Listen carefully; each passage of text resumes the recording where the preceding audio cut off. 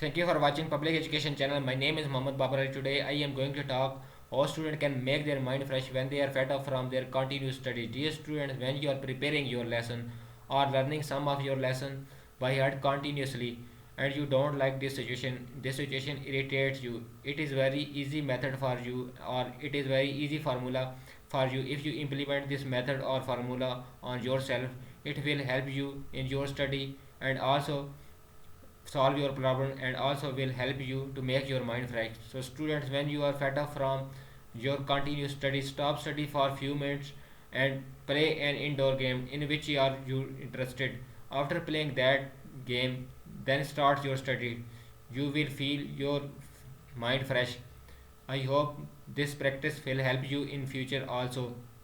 So students, if you like my suggestion, like the video and share it to other students and friends and share into your social media. We will meet you next time with another video. Till then, bye bye. Allah Hafiz.